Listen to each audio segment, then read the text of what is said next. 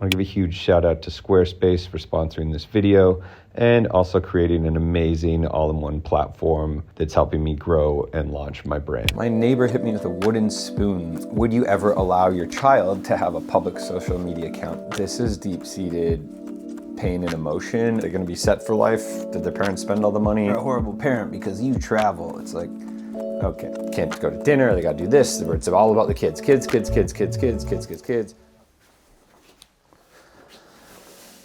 All right, we are back for my third episode of If I Had a Podcast, and I don't, as you know. But if I did, today I would talk about fatherhood in a digital age. Basically, being a dad is the greatest thing ever. I'm the most passionate father. I love to be a dad, and I'm so happy. I never thought I'd be this into being a dad, but in an era where social media is involved, it's a whole different challenge, and I just want to talk about that a bit more today because it's an interesting thing to discuss.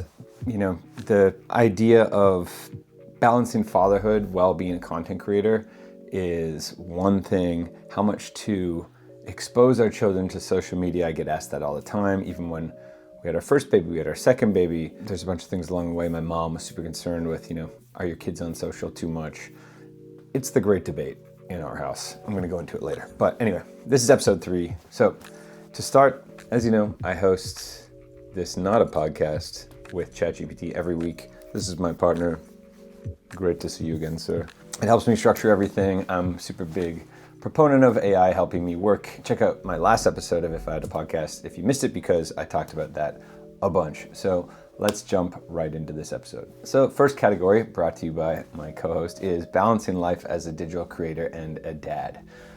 That is me. If you're catching up on episodes, watch them, but I talked about how 2 Januaries ago, I just leaned into being a creator, and 4 years ago, I became a father. So I could do a whole episode about coffee. Keeps me going as a dad too, another hack. I was doing YouTube a lot, which you're here watching, and leading up to birth, I was kind of documenting our journey, and I thought it'd be super easy, and we were just gonna lean in and, do the deed and have a baby. All was gonna be well. Life always works out when you want it to. Obviously there's challenges, whatever, but this is gonna be an easy thing. You have a kid.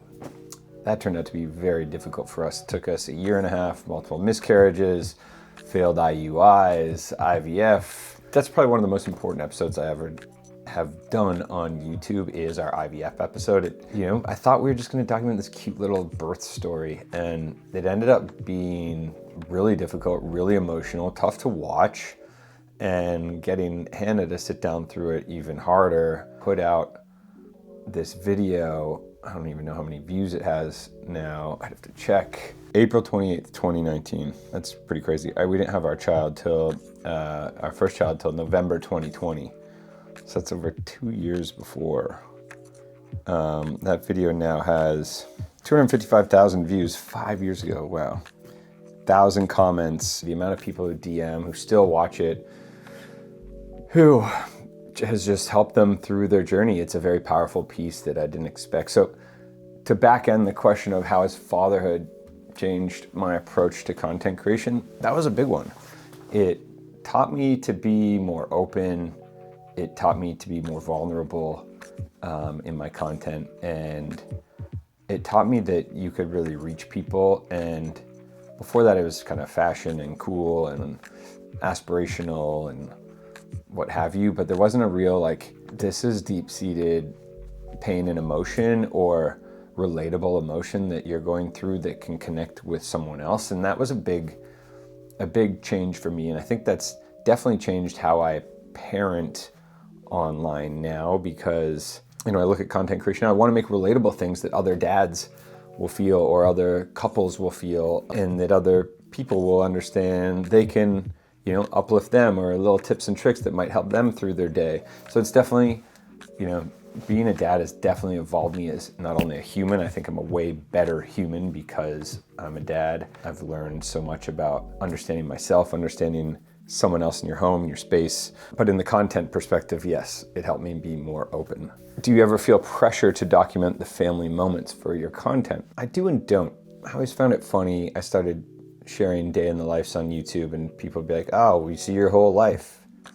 I'm like, listen, You're watching a 20 to 30 minute episode of my entire week, and it's what I want you to see. So the trick of engaging through content is showing people what you think they want to see or what you want them to see, and then getting them to engage with it. And as Gary Vee would tell you, the currency of all content is just captivation, right? Like holding on to the viewer. Like how long can someone engage with your content? That's the real digital currency right now, because that's what grows your following. That's what makes the reels go. That's what makes the subscribers go.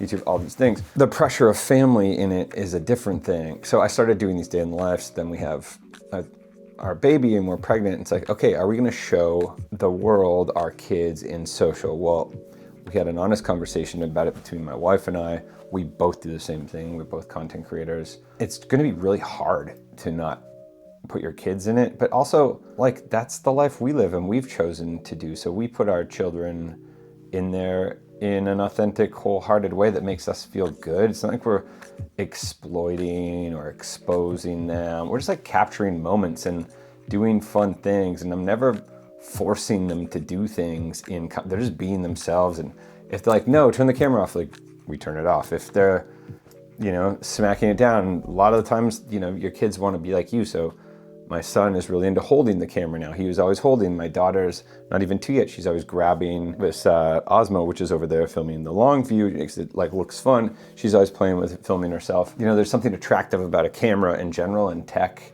for me at this age and for kids. So just try and make it authentic for the viewer and authentic for us, as I've said many times. If no one even watches these videos, in the grand scheme of things, not many people do. If you're a new creator, my viewing and subscription is big. I'm not a Mr. Beast, which is a way different, game altogether. But, I think there's a way to do it in a non-forceful, just an authentic, proper way that, you feel comfortable with. But again, everything, it's to each your own. Do you feel comfortable doing something or not? You're not going to do something that makes you feel uncomfortable. It's just part of our life and our business, and these cameras live with us in general. Our son likes to get into content now because he thinks it's fun. He likes to see the recap, and he watches the YouTube video with us and sees him in it and laughs and thinks it's funny. And I think it's sparking memories for him. I'm a big believer that we don't have a lot of memories before 5. Like if you right now try to remember your first memory that's not traumatic, tell me what it is. Because most of those early memories are if you had trauma, like if you fell and broke your leg, or I did. That's the one thing I remember. I was 3 and I broke my leg skiing. But if you, in general, most of us don't have a lot of early childhood memories before 5. So think about it. You don't really have many. You might have 1 or 2, but everything else is kind of filling in after that. And then the second part of that is, what memory do you have even pre-10 or pre-7 that's not photo driven? I can tell you the first time I was on a boat. I can tell you the first time I went to a theme park. All these things because I can picture the photo, the outfit I was wearing, everything. I can see the photo. I don't remember the time, but the photo clicks a memory for me. I have this new theory that our kids will remember more because they can stitch together memories because we have so many photos on our phones. They can just stitch together this whole piece of their youth that we'll never really get to do because we were doing it 24 pictures at a time, if we were even in the 24 pictures that our parents chose to take. So, videos, pictures, montages, I just think it'd be cool. Our kids, if you even be able to watch YouTube in 2060 or whatever time they'll be older, it'll be super interesting to understand. But that being said, I don't feel like we're forcing them to be in content.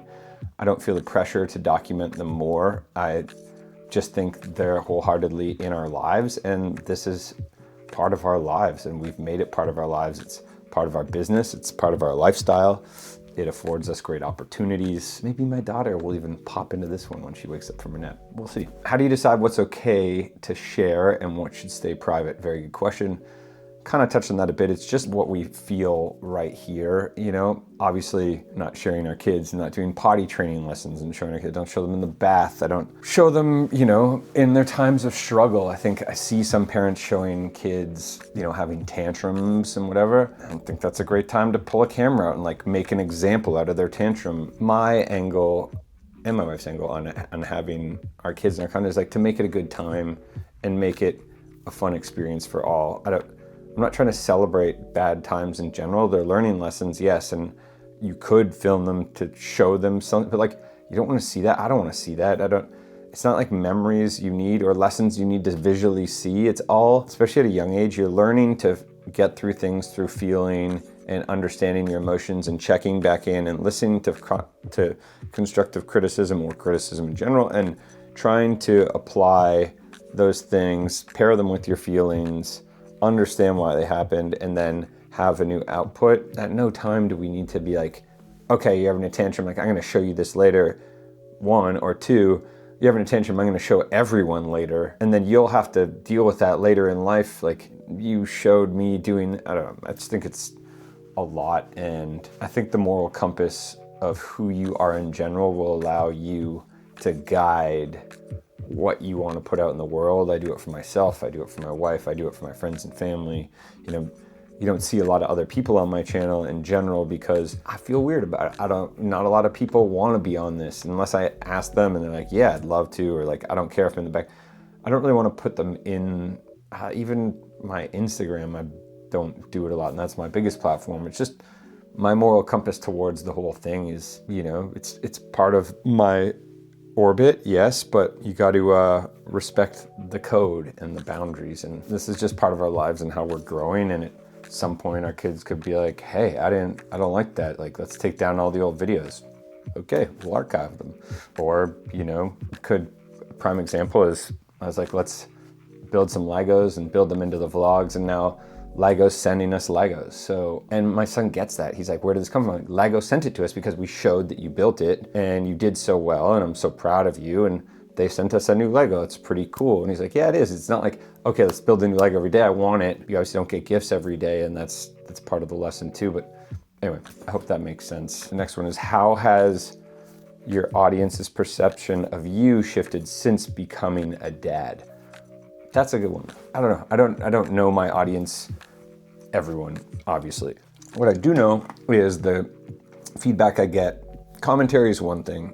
Whatever you put up, you get comments related to that. It doesn't really veer off from old stuff to new stuff. It's pretty, 95% of it is just commentary on the video above or what have you. So the commentary you do get about you is through your friends and family. And it's super interesting to see a lot of my friends who, you know, I didn't think would think it's like cool to be a dad, who would be like, I just love your dad content. That's like my favorite part of your content now, is your dad content, which I always thought was like so cool, because, you know, you start doing dad content and you've been doing like cars, cigars, suits, fashion, cool hotels, like, and then you move into dad life and people are actually telling you more so that that's cool rather than the other one. And maybe that's just because it's like not talked about as much and just assumed, but it feels good. And it's nice to know that people are receptive to the dad content. I remember the first thing I did that I got a lot of commentary on was I did this like blue construction tape, like painter's tape, and I made roadways for my son for his cars with it, and I put a video up and didn't think much of it. And so many people I saw after were like, oh man, that was a great idea. Blue tape is so cheap. I got so many rolls now at home. It's been awesome. Like, that was such a cool video. Thanks. And I'm like, wow, it was really cool. That was really nice. But then on the other side of like putting dad content out, I had this deal with Grey Goose for a long time, vodka, and they just didn't renew it after like 5 years, which, you know, was a great ongoing partnership that I've really liked. And I love a martini, and I love going to the US Open and drinking the honey deuce and what have you. And they stopped because they said the content was getting too family friendly. Now, I know a lot of parents that drink. So, you know, I'm not saying it's a demographic you push towards, but like, it's an obvious demographic that exists. But when a door closes, another one opens, and I got a contract with Chopin, and they were super excited to push forward in any which direction I wanted to. So the good, the bad, the how has it shifted, you know, people are seeing it differently. Most importantly, I'm just pushing forward how I think I should and want to. And that's the beauty of being a creator, is just playing in a space you want to play in and manifesting the reality you want to. And it takes a ton of work, but here I am unapologetically just being me, doing me, being a dad, having fun doing it, and spending a ton of time with my family. And that's the biggest perk of this job. The impact of social media on parenting. what are the positives of raising a child in a digital age? There's definitely positives and negatives. So prime example is, I think this goes for every single, pillar of life right now. It's like, there's just too much information online. And prime example is we got caught in the soft parenting trap at the start, where it's like, you should do this and be calm when you talk to your kids. Like, just tell them, like, long story short, like, they're running the house and you're just like here to like help them along the way. It didn't work for us. And we were just getting served this content all the time and thought it was like an amazing new, cool, young angle to follow because our parents were definitely way too stern. And it's like, yeah, my dad used to spank me. Like, my neighbor hit me with a wooden spoon when I was a kid and a yardstick when I did things wrong. Is that what I'm doing? No. But you have to have like a point and be stern to earn the respect from your kids, and also teach them that like going through life isn't easy. Like, you can't just get what you want all the time. That's, again, back into the parenting convo, but that's totally like the bad side of like too much information. Like, everyone's got a theory, and do they work or not, and why, and then they see some success with those videos at the start, so now they got to continue down this path. Do they believe it or not? We don't know. Are they experts? Who knows? It's a whole thing like this. I'm not claiming to be an expert. I'm just sharing my opinions, and that's oops. There's definitely positives though, like, for instance, like finding things to do with your kids, new creative ideas, how to build magnetiles differently. Like, I've watched so many videos. My mom sends me videos all the time about how to build magnetile ramps and car garages and a globe and a sphere, which you would never know. It's like free instructions online, or different things you can do with Legos, or, things to do in New York City, whether it's the new experiential museums, Museum of Ice Cream, the Slumu Museum of Slime, whatever's coming, circuses, plays, like all these things you're able to find. So the resources for living in a digital age as a parent are amazing. We use solid starts, which, we did baby led leaning, which obviously I didn't know what that was before. It's like teaching your kids to eat with their hands and feed themselves, and don't feed them. There's a great book called How to Raise Successful People that I read. It's the only parenting book I read, the only one I ever suggest. I think, again, the books are like the digital age of information. There's just a ton of fluff out there and extra theories and whatever. This is like a really poignant book for you to read as you, and just being you and being successful in life, and also with a through line of parenting, and how this lady raised her 3 daughters, and it's just amazing. That basically, she works on this trick method. It's called trust, respect, integrity, collaboration, and kindness.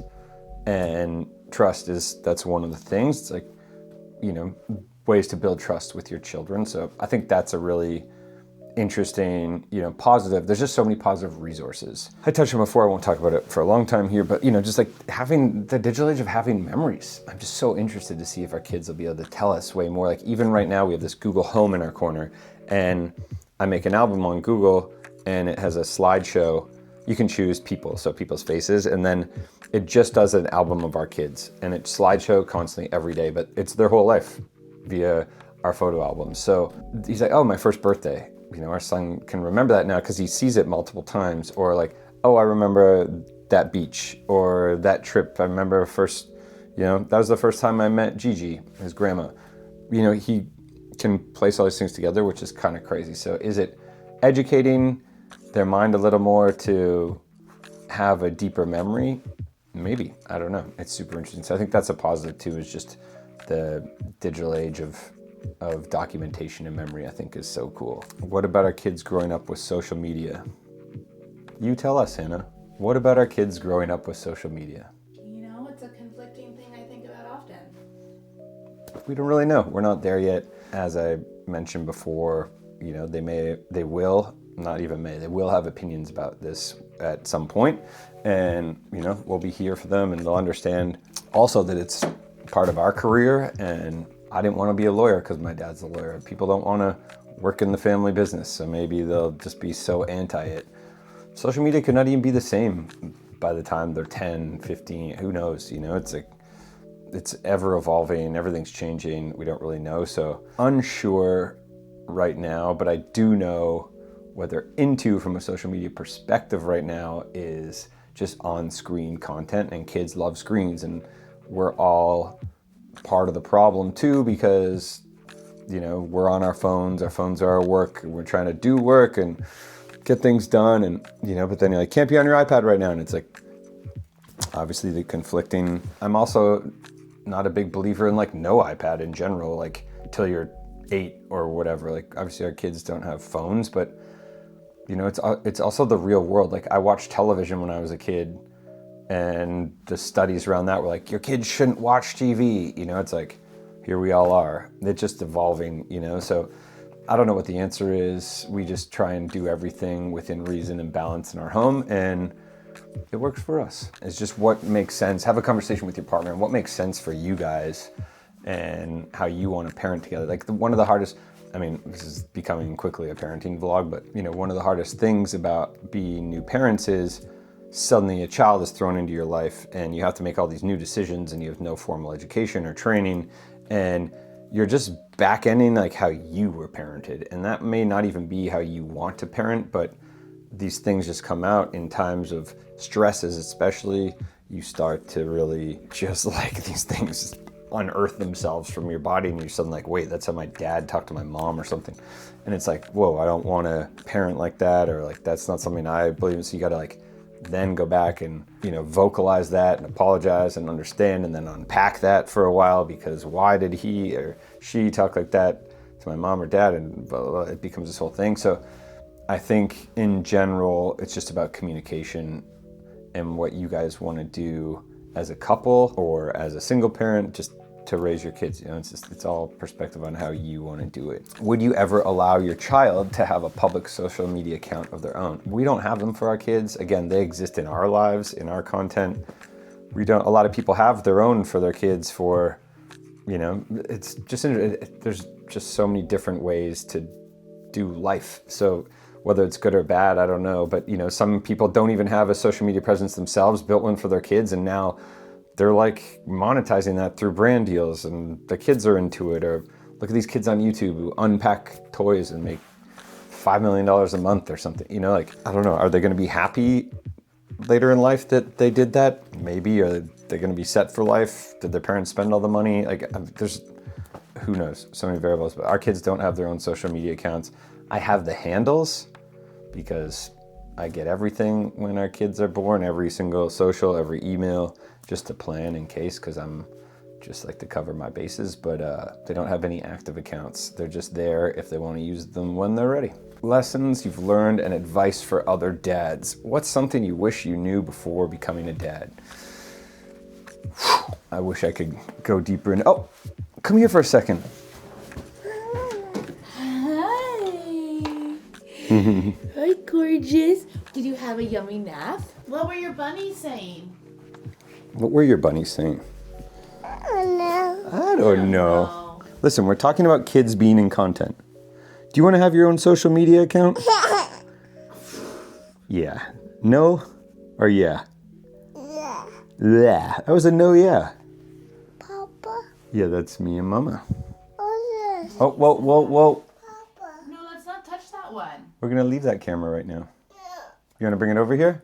Yeah, can you bring it to me? All right, as mentioned at the start of this vlog, it is brought to you by Squarespace. Squarespace is an all-in-one platform that's helping me grow my brand and has a lot of great features. For instance, selling content. You can put things behind a paywall on Squarespace, allowing you to have subscription content, exclusive content they only want to share with your fans or people. You could be selling online courses, blogs, videos, whatever it may be. That's a really cool feature that allows you to monetize your content. 2, it has a ton of visual design tools that allow you to elevate your brand, your content, the whole look of your business or whatever you're selling online, whatever you're pushing. They have built-in design tools that just make it really easy and awesome to just play around with in general, but explore some of your ideas, your visions, and put it out there. And the one that I like most is Squarespace Blueprint AI. It's just incredible. AI is definitely changing the way it works for all of us. What used to take you so long to do, now you can have a fully dialed in website in seconds, minutes, just by typing in what you want with Squarespace Blueprint AI. It also has a ton of templates built in, design tools,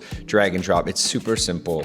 And again, getting your ideas out in the world is the hardest part of starting a business. So easy to talk to friends about things and say you're gonna do it or you wanna do it. Actually just get in there. It starts to really make everything simple and allows you to take your ideas to the world very quickly in a really nice, digestible manner. I use it for my site. You guys should check it out. Squarespace, a great tool. And Squarespace, thanks for supporting me throughout all these videos. I'm a truly big fan. Hey kid, you wanna come sit with me for a second? Can I have one kiss first? You got 10 minutes and then you gotta go. What's this? So that's a camera, and that's a camera. See, there's us right there, and there's us right there. And this is my partner in my little series. This. Oh, this thing? Yeah. Those are more headphones. We're just gonna leave that one, okay? Okay. Okay. I was just talking about Mama? if other dads had advice for me before I became a dad. What kind of advice would you give me? Would you say that maybe you should give your daughter more snacks? Do you like snacks? Do you like having naps? Do you like having bubble baths? How fun are bubble baths? More. More and more? So fun, right? Oh, what's something you wish you knew before becoming a dad? I just wish I knew how much time it would actually take to be present. I know it's a weird thing to say, but it's so time consuming, and just balancing your time is so difficult during parenting.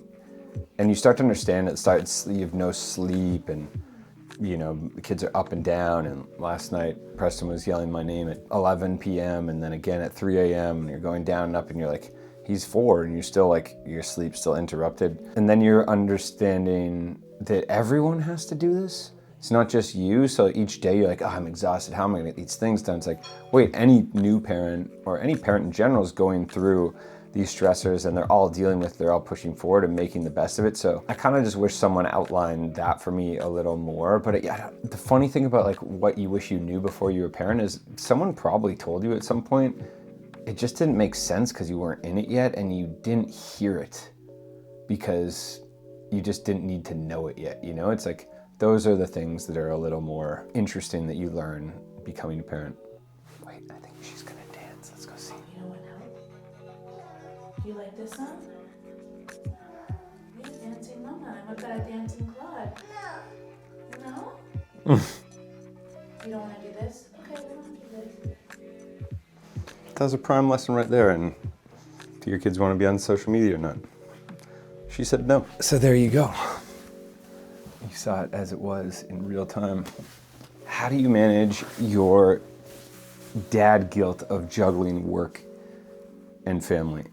That is a great question, because a lot of our work involves travel and events at night, or work dinners, which, you know, take us away from bath time or book time, or have to go away for a couple days. And people online love to give you all sorts of commentary about, you're a horrible parent because you travel. It's like, okay, first of all, this is part of our work. So are you gonna sacrifice your job and life and money to be at home 24/7 when you're around a lot as it is? You know, it's like, first of all, it's up to me. It's up to my wife. It's how we do it, how we feel like we're still present and being great parents versus how someone else feels because they saw a small window into our lives, as I mentioned before. That's a whole other episode that I could do a podcast on, which I don't have one, but if I did, I could do one on dealing with commentary and negative commentary and how we deal with that. Personally, it's fuel for my fire. You know, again, I stopped DJing predominantly because I knew when I was having a kid that I used to travel twice a week, 2 different cities or countries in a week most of the year, and I didn't want to do that as a parent. So I pivoted and started trying to make my content more of a business than my DJing, which at that time I was making more from DJing than content. Now it's completely the opposite, and I did that strictly so I could spend more time with my kids, knowing I was about to be a parent. It just made more sense for me, and it was something I wanted to do, and exactly how I, foresaw my future and wanted to be as a dad, because, my dad was different than me and treated his relationship with his kids differently. My wife's parents are different with her, and how they raised her versus how they are now, or how she is to our kids now. So, again, you're learning what you had in the past and what you want out of your life with your kids. And there's definitely guilt. Like, FaceTime is amazing, obviously, even for our parents and grandparents, and keeping in touch. But at the same time, it used to be so hard when we started. Okay, hold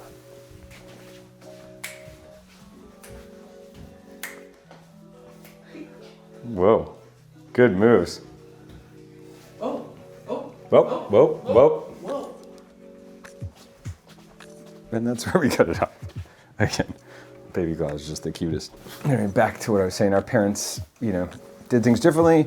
And yes, the guilt of FaceTime. We would jump in to a trip and then FaceTime our kids who were at home with my sister-in-law and our nanny, and Preston just be crying, hanging up. Don't hang up. Ah. Now he's hanging up on us. We're not even done talking. He's like, okay, I'm done. Like, I want to go. I want to play. So yeah, the tables turn. He started going to nursery school, and I was like, man, what do you do all day? Like, I wish I was there. And then, I had a meeting with the teachers later that year, and like, they might not want to answer what you're, like, I'm sure everyone at home is, how was your day at school? That's their space. They like to go to their space and have their day. They may not want to tell you what happened at school, because like, that's their whole new world that they live in, and they come back and they know this world, and that's where they always exist, and that's like their time. So you start to respect the boundaries of the kids too. They're respecting yours, but there's guilt. There'll always be parent guilt, and like, I can only imagine how my mom feels now. I moved to a different country and she doesn't get to see me all the time, and like, I have guilt that I'm not spending enough time with them anymore, and how many years do they have left? But at the same time, I know they're proud of me and they want me to be out here living this life. And same as our kids going to school, you want them to go to school. I'm not homeschooling them so I could be around more. I want them to go like live their lives, So it's just how we think and what works best for us, but that's kind of how we think about it. What's the best advice you've ever received about parenting? I think the one thing I always go back to about parenting, and again, like, this is just being a dad and still on point with this episode, but when you become a parent, there's two ways to go. And it's like kind of like black and white-ish. You can live your kids' lives, or the kids can live your lives. Those are two very different things. So you see friends that you're great friends of yours, and like, you hung out all the time, you do this thing, they had kids, and now they can't go to dinner, they gotta do this, it's all about the kids. Kids, gotta do this. Oh, we're trying to find time, but it's the kids and the kids.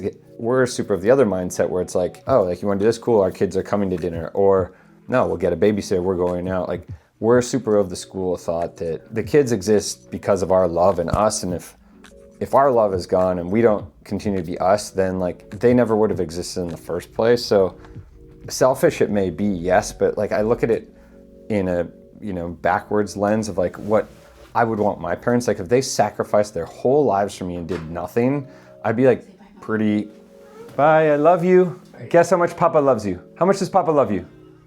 I know the music's a little distracting. She asked for it, so. I love you. If you work it backwards, I would be so upset if my parents sacrificed their whole lives for me and didn't live their lives along the way. Like, again, my school of thought is just, we're all gonna, this is kind of morbid, but we'll die before our kids anyway. My parents, the plan is cycles of life, obviously things can happen, but like, we'll outlive our parents. So we're gonna live more life anyway. So you should be having the best time along the way. And kids is a massive sacrifice in any way, shape, or form. You're going to sacrifice many things, but don't forget who you were.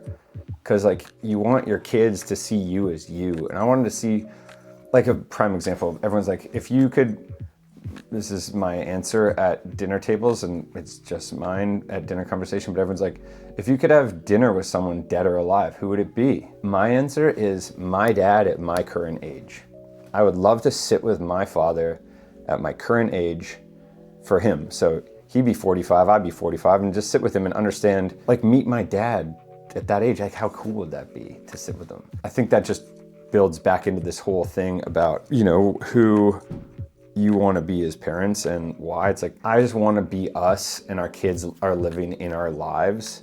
And that's probably a huge metaphor for this whole conversation of why they're in our content and why I think social media is fine, because we exist in it. Like it's just part of our lives and I want them to live it with us. And I think and hope that they'll be great kids because of it. And so far they're great, but again, great is just great to us. The future of parenting in a digital world. What do you think parenting will look like in 10 years? I don't know. I'm a big proponent of, I don't even set 10-year goals, because if I set a 10-year goal, this didn't even exist as like, I'm just gonna be a full-time content creator and have a YouTube channel and Instagram and a TikTok and blah, blah. It's like, that's not even like it wasn't even a thing then. So the world is evolving so quickly. I just think it's more interesting to roll with the punches and figure it out as you go, because this is just it's like I think it's one of the most interesting times ever to be alive. Obviously, I don't know because I've been in all the times, but it's just like a great time to be alive. We can do a lot of things. You can accomplish a lot in a matter of seconds, minutes, days. You can put your mind to anything. You can monetize, build a career, spend time with your kids while working. Like that was impossible in the 30s, like to spend time with children, nor did people even care to. I just think it's an amazing time, and I don't know what it will look like in 10 years, but whatever it's looking like, I'll be here trying to make the best of it. And that's kind of what matters most. I'm just trying to be me and authentically me, because that's how I believe I am. Am I making mistakes along the way? Hell yeah, I'm making mistakes. Am I learning things along the way? Hell yeah, I'm learning things along the way. That's part of life and growing and evolving and educating and becoming the best version of yourself. Being present within your mind to understand that your mistakes are your learnings. And did they work? Yes. Did they work? No. How do I apply those to move forward? That's all we can do. If my kids are part of those learnings along the way, that's even better, because I just love being a dad and I want them to be in my life in every way, shape, and form. I'm learning from my kids just as much as they're learning from me, just as much as I'm learning about myself along the way while having them in my life, and they're learning just as much about themselves while they're in our lives. And I think that's all we can do. And that's the best part about parenting, is it's just the most fulfilling thing ever. Through the hard, through the happy, through the sad, through the good, through the smiles, through the tears, through the laughs, through the cries. It's just the most beautiful thing I've ever done, and I'm here for it. And that's where I leave you. So thank you for watching this episode of If I Had a Podcast, which again, I don't, but if I did today, I would have talked about being a father in a digital age, but I don't have one. So I'm not even gonna talk about that, because this isn't a podcast. Thanks for watching.